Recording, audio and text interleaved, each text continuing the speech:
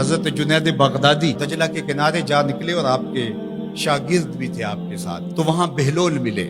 بہلول ایک مجذوب تھے، تو کہا کہ چلیے ان سے زیادہ بات کرتے ہیں۔ تو شاگردوں نے کہا یہ تو ایک دیوانہ شخص ہے اور آپ اس سے کیا ملیں گے؟ آپ اتنے پڑھے لکھے عالم اور اتنے بڑے فقیہ اور صوفی، اور ایک دیوانے شخص سے آپ ملیں گے؟ دنیا اس کو دیوانہ کہتی ہے، بہلول دیوانہ۔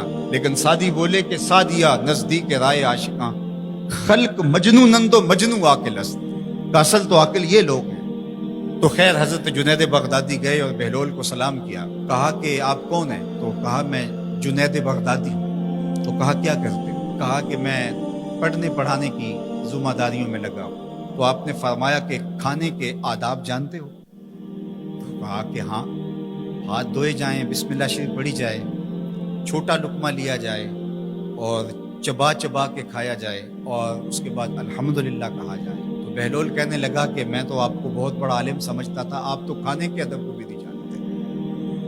اور اپنا کپڑا اٹھایا، جھاڑا اور ایک جانب چل دیا۔ شاگردوں نے کہا ہم نے آپ کو کہا تھا کہ اس شخص کے پیچھے جانے کا کیا فائدہ، یہ تو دیوانہ شخص ہے۔ تو کہا نہیں میں اس کے پیچھے جاتا ہوں۔ پھر آپ اس کے پیچھے بھاگے۔ تو پھر بہلول نے پلٹ کے دیکھا، کہا کہ کون ہو؟ کہا کہ میں جنید ہوں، آپ کو ملنے آیا ہوں۔ تو آپ نے پھر ایک سوال کیا، گفتگو لمبی ہو جائے۔ تیسری مرتبہ بھی جب وہ اپنا دامن چھاڑ کے گزرے تو پھر آپ آگے بڑھے۔ انہوں نے پوچھا کون ہو؟ انہوں نے کہا کہ میں ایک عام سا شخص ہوں، تو آپ کے پاس جو ہے وہ سیکھنے آیا ہوں۔ تو کہا کہ میں نے تم سے پوچھا تھا کہ کھانے کے آداب کیا ہے، تو تم نے یہ بتایا تھا۔ کہا جی میں نے تو یہی پڑھا ہے اور میں نے یہی بتایا ہے۔ تو کہا کھانے کا سب سے پہلا ادب یہ ہے کہ لقمہ حلال کا ہو، باقی لقمے چھوٹے چھوٹے توڑ کے کھائے یا چبا چبا کے کھائے، یا جو ہے وہ پانی پہلے پیے یا بعد میں پیے، کہا یہ باتیں بات کی ہے۔ سب سے پہلا ادب کھانے کا یہ ہے کہ لقمہ طیب ہو، لقمہ طاہر، لقمہ پاکیزہ۔ اللہ اکبر۔ تو ہمارے رب نے ہمیں پاکیزہ رزق کھانے کی تلقین فرمائی ہے۔ تو اللہ کے محبوب علیہ السلام نے اس شخص کا ذکر کیا جو لمبا سفر کر کے آیا اور وہ کعبۃ اللہ کے سامنے کھڑا، وہ اللہ تعالیٰ جل شانہ کو پکارتا ہے اور کیا کہتا ہے؟ یا رب یا رب۔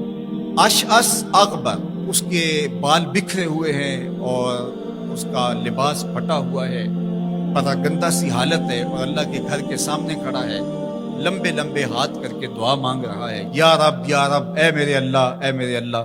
لیکن فرمایا وَمَطْعَمُهُ حَرَامٌ وَمَشْرَبُهُ حَرَامٌ وَمَلْبَسُهُ حَرَامٌ وَغُذِّيَ بِالْحَرَامِ فَأَنَّىٰ يُسْتَجَابُ لِذَٰلِكَ۔ فرمایا کہ اس نے جو کھایا ہے وہ حرام کا ہے، اس نے جو پیا ہے وہ حرام کا ہے، اس نے جو لباس پہنا ہے وہ حرام کا ہے۔ فرمایا اس کو جو غذا دی گئی ہے وہ غذا حرام کے مال سے اسے حاصل ہوئی تھی۔ فرمایا فَأَنَّىٰ يُسْتَجَابُ لِذَٰلِكَ۔ فرمایا مجھے بتاؤ کہ اس کی دعائیں کیسے قبول ہوں۔ وہ کعبۃ اللہ کے پردے کو تھام کے کھڑا ہے، ملتزم سے لپٹ کے رو رہا ہے، وہ حتیم میں کھڑا ہے، وہ کعبہ کے اندر بھی چلا گیا، کعبہ کی چھت پہ سقف بیت اللہ پہ بھی کھڑا ہے، مطاف میں کھڑا ہے، وہ حجر اسود کے ساتھ لپٹ کے دعائیں مانگ رہا ہے، مقام ابراہیم کے پاس کھڑا ہو کے دعائیں مانگ رہا ہے۔ یمد یدہ ہے، اس کے ہاتھ لمبے لمبے ہیں، یا رب کے کلمات اس کی زبان پہ ہیں، اور اشعث اغبر، غبار آلودہ بکھرے ہوئے اس کے بال ہیں، اور حالت پراگندہ ہے کہ کسی کو گزرتے ہوئے بھی ترس آ جائے، اور اللہ کے گھر میں کھڑا ہے تو وہ کیوں نہیں معاف کرے گا؟ لیکن فرمایا مطعمہ حرام ومشربہ حرام وملبسہ حرام وغذی بالحرام، اس کا کھانا پینا لباس اور غذا حرام کی تھی۔ فأنیٰ یستجاب لذالک، اس کی دعائیں کیسے قبول ہوں گی؟ بلکہ علماء نے لکھا کہ جو شخص حرام کمائی کھاتا ہے اس کی اپنی دعائیں تو قبول نہیں ہوتی، نیک لوگوں کی دعاؤں سے بھی اس کا حصہ نکال دیا جاتا ہے۔ جب اللہ کے بندے اولیاء کاملین دعائیں مانگتے ہیں اور وہ پوری امت کے لیے، پوری قوم کے لیے مانگ رہے ہوتے ہیں، لیکن اس شخص کا حصہ نکال دیا جاتا ہے جس کا رزق پاکیزہ نہیں ہے۔ اس لیے رزق کی پاکیزگی یہ بہت اہم ہے۔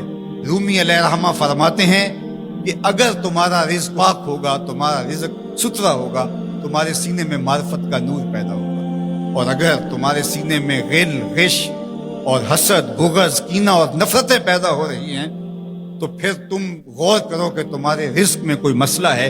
تم کھاتے ہو، اس کے نتیجے کے اندر حسد پیدا ہو رہا ہے، بغض پیدا ہو رہا ہے، نفرت، سستی اور کاہلی اور عبادت سے دوری پیدا ہو رہی ہے۔ جو رزق حلال ہے وہ عبادت کے لیے تقویت پیدا کرتا ہے، وہ تمہیں سچائی کی زندگی گزارنے کی طرف راغب کرتا ہے۔ تو اہم ترین چیز جو ہے وہ رزق کی پاکیزگی ہے۔ ایک جزیرہ تھا جہاں کا سیاسی نظم یہ تھا کہ وہ سال کی آخری تاریخ کو جو ان کا حاکم وقت ہوتا اس کو معزول کرتے اور ایک ایسی جگہ چھوڑ دیتے جہاں جنگل تھا اور جانوروں کا رین بسیرا تھا، اور ساحل پہ آ جاتے۔ پہلا شخص جو اترتا ساحل پہ اس کو اپنا حکمران مان لیتے، اور یہ ان کا ایک مدت سے دستور رہا۔ جو بھی تخت نشین ہوتا وہ بھول جاتا کہ سال کے بعد میرے ساتھ یہ کیا کریں گے، اور بلا تعامل وہ اعزاز و تکریم اور وقار کے ساتھ مسند نشین ہو جاتا اور عیش و عشرت کرتا۔ ایک دفعہ وہ اپنا حکمران جنگل کے سپرد کرنے کے بعد ساحل پہ آئے تو جو سب سے پہلا شخص ان کی دھرتی پر، ان کے جزیرے پہ اترا، وہ بڑا دانا بینا شخص تھا اور پیشے کے اعتبار سے تاجر تھا۔ تو انہوں نے اسے کہا کہ تم آج کے بعد ہمارے حکمران ہو۔ اس نے کہا میں تو تاجرانہ غرض سے آیا ہوں، میں تو اصول سلطنت کو، امور حکومت کو جانتا ہی نہیں ہوں۔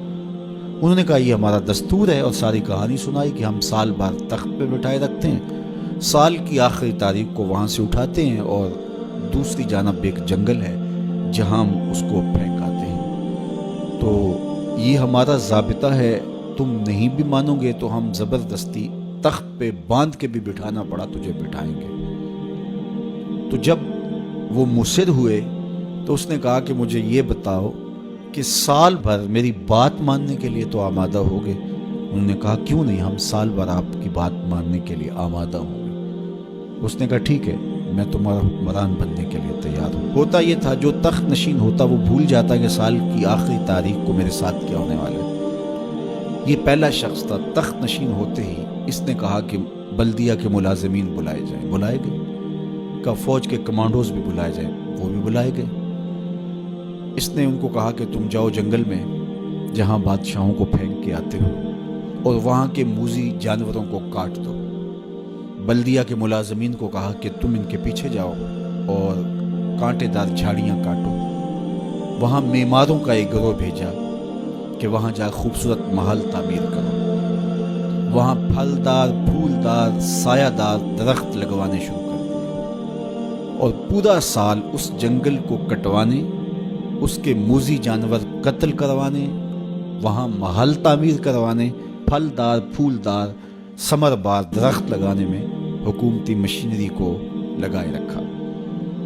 جب سال کی آخری تاریخ ہوئی تو ہوتا یہ تھا کہ جب بھی بادشاہ کے پاس وہ آتے کہ اب تو جو اس جنگل میں پھینکنے جا رہے ہیں، تو وہ چیختا روتا، ہائے مجھے کدھر جا رہے ہو، میں تو موذی جانوروں کا لقمہ بن جاؤں گا، اور اس کو زنجیروں میں جکڑ کے اس جنگل میں پھینک کے آتے ہیں۔ وہ کہتے ہم نے پہلے دن آپ کو بتایا تھا۔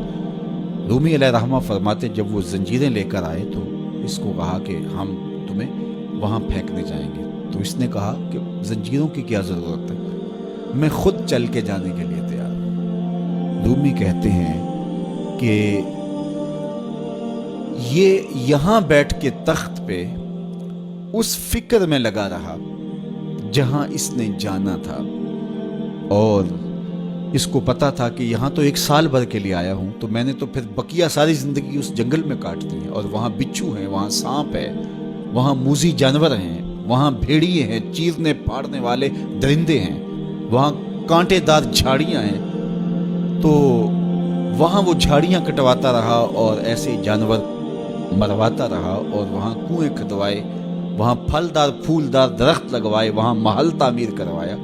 تو اس نے خوشی سے کہا مجھے کیوں جکڑتے ہو، میں تو چل کے اس جگہ پہ جانے کے لیے تیار ہوں، اس لیے کہ اب وہ جنگل اور خوفناک جھاڑیاں نہیں رہیں، بلکہ وہ ایک خوبصورت باغ بن چکا ہے، اور وہاں موذی جانور نہیں رہے، وہاں پرندے چہچہا رہے ہیں، کوئلوں کی دل آویز صدائیں ہیں، وہاں بلبلوں کے چہچہے ہیں، تو میں تو وہاں جانے کے لیے تیار ہیں۔ تو انہوں نے کہا کہ ہم بھی ایسے ہی بادشاہ کی تلاش میں تھے کہ جو مستقبل کی بہتری کا ضامن بنے. تو کہا کہ جناب آج سے ہم اپنا قانون بدلتے ہیں, آپ تخت پہ ہی رہیے.